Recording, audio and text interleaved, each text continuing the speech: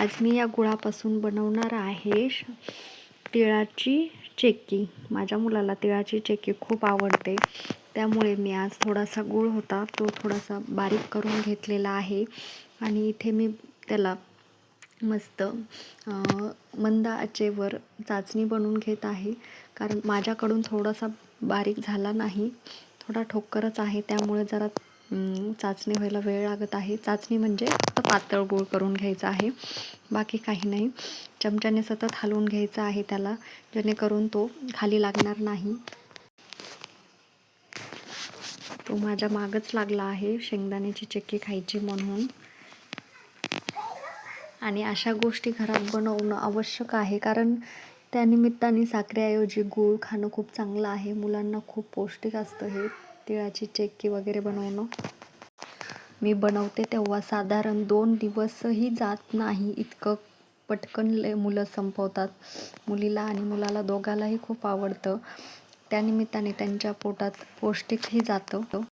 हे बघा, इथं गुळाची चाचणी बनवून तयार आहे. इथे मी भाजलेले तीळ त्यामध्ये टाकले आहेत. मी तीळ आधीच भाजून घेतले होते.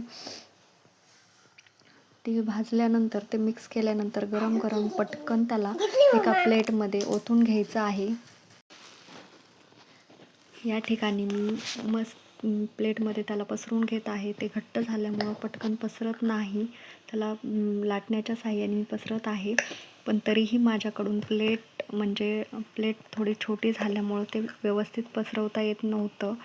तरीही मी थोडंसं जाडसरच पसरून घेतलं आहे. तुम्हाला हवं तशा पद्धतीने तुम्ही पसरून घेऊ शकता. माझ्याकडून थोडासा गूळ जास्त झालेला आहे. आणि साखरेची पण चक्की खूप छान टेस्टी होते, पण गूळ जास्त पौष्टिक असतो म्हणून गुळाचीच केलेली अगदी योग्य राहील. तर तुम्ही पण ही घरीच चक्की तयार करू शकता, कारण घरी बनवलेलं अगदी उत्तम. आपण हवे तसं करू शकतो. यामध्ये थोडासा तुपाचा वापरही मी केलेला आहे.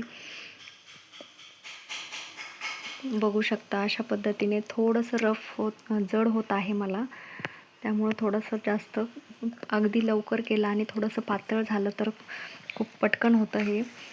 पण मला वेळ लागल्यामुळं माझ्याकडून घट्ट झाले, त्यामुळं मला थोडा त्रास होत आहे. मुलाचा हट्ट होता काहीतरी गोड खायचं आहे, म्हणून मी पटकन ही चक्की बनवायला घेतली. थोडासा गूळ होता माझ्याकडे आणि तीळही भाजून घेतले होते.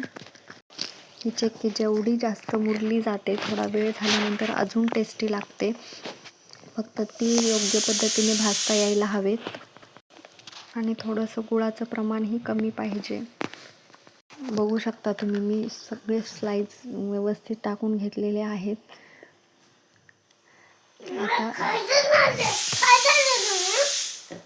अशा पद्धतीने ही चक्की रेडी झालेली होत आहे. बघू शकता.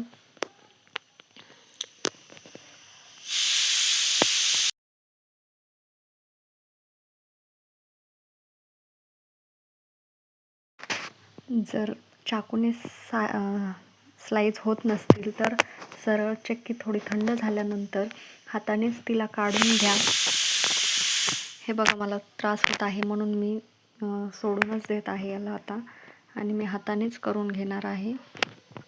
जेवढ्या लवकर गरम गरम करता येईल तेवढं करता आलं तर पटकन स्लाइस होतात. माझ्याकडून वेळ लागल्यामुळं होत नाही आहे आणि थोडंसं घट्ट पण खूप झालं होतं, त्यामुळे बघा, आता मी हातानेच काढून त्याला व्यवस्थित हाताने तुकडे पाडून घेणार आहे.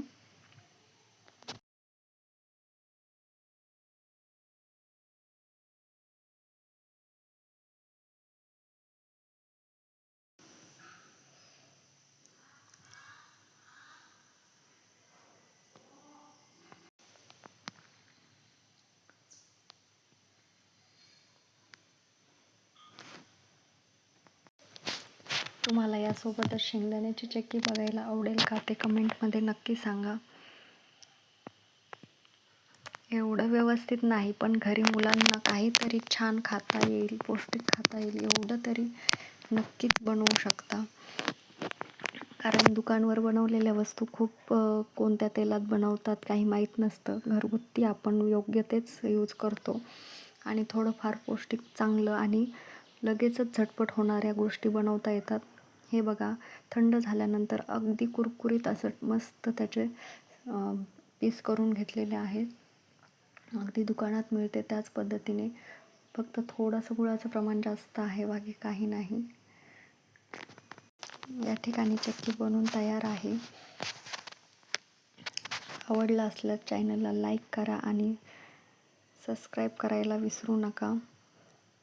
घरगुती रेसिपी थोड्याशा प्रमाणात आणि खूप कमी साहित्यात बनवते. व्हिडिओ आवडल्यास लाईक करा. माझ्या मुलांना बाहेरचं देण्याऐवजी मी ह्याच गोष्टी देण्याचा शक्यतो प्रयत्न जास्त करते. तुम्ही पण हेच करा.